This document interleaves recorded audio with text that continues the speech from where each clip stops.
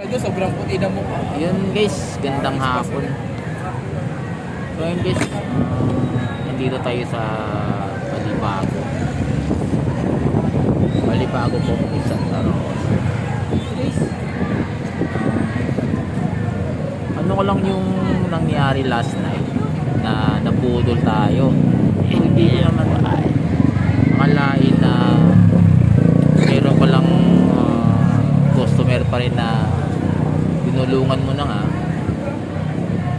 So, marami pang gagawin kalukuhan. So wala naman sa itsura kasi medyo okay naman tingnan siya.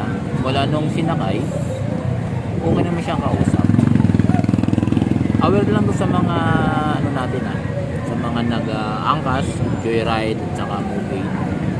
Wow! Para yung iba kasi is maraming dahilan. Ako kasi sobrang tiwala ako. Nagpaalam siya sa akin na kukuha lang siya saglit ng cash kasi naiwan nga yung wallet. So, ulan kasi yung time na yun.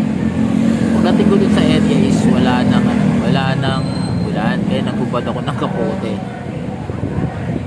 Pagubad ko ng kapote, paglingon ko wala na. Sinuntang ko, di ko makita kung nasaan. Alam ko na, tinawagan ko, nagring, then pinatay. Pangalawang tawag ko wala na, nakalus na yung kanyang. So pinareport ko na lang sa kasamahan ko na ganun nangyari. Maltakan mo mula Kabuyaw hanggang Newport, ibig sabihin sa harap nung mismo nung Terminal 3. Yung time na yun guys is pinick up siya sa Kabuyaw. Hindi siya nagpa-pick up mismo doon sa location niya. So gusto niya magpa-pick up doon sa kanto na may Andox. So doon ko siya inantay. Mga 15 minutes ko siya inantay doon. Dumating, may kasamang boyfriend, nakipaglaplapan pa bago sumakay. Tagal mo na guys bago sumakay. Siyempre pasahero mo, pagbibigyan mo ng antay mo talaga. Nung paano na siya, nakasakay na siya, so paalis na kami. Ang nangyari guys is nagkaroon siya ng para siyang inaantok, sumuntik mahulog. Huminto ako, saka umulan na rin, pinasubok siya ng kapote. Sabi ko sa kanya, ma'am is medyo maambon, okay lang ba sa'yo? Sabi ko, kuya, kailangan ko kuya inaantok, sabi sa akin. So, ma'am, wala naman mong problema kung pwede ko matulog sa likod ko. Pwede ba yumapos kuya? Pwede naman ho ma'am. Pinagbigyan ko yumapos sa akin. Nakayapos. Tapos tulog dun sa balikat ko. Guys, may video ako para sa kanya. Papakita ko sa inyo. Yan yun guys. Papakita ko sa inyo. Kanina pa yun?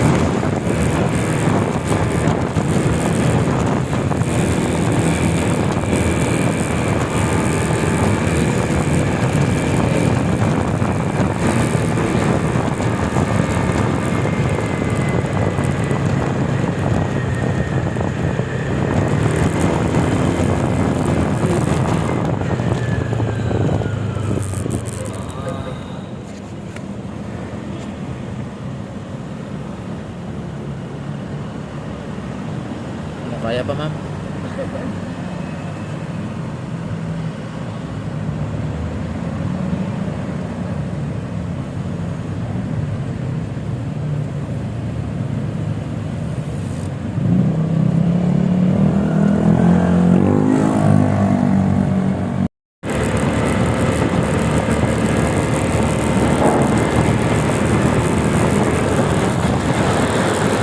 Yun. Sa labas eh, tapos di ba? Yun, nakita niyo yung video. Yung SM.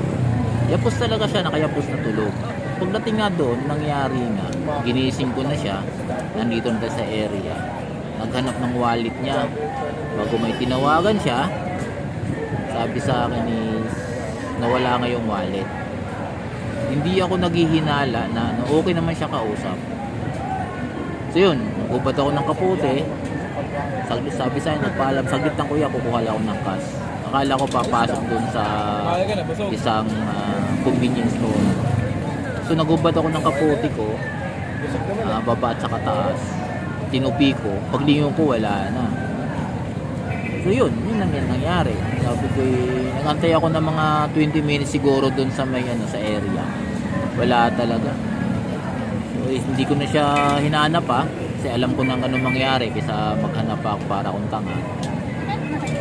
Bumalik lang ako, pabalik lang ako ng Cavite. Nag-Cavite muna ako dahil sinundo ko yung anak ko. Saka ako umuwi ng Laguna.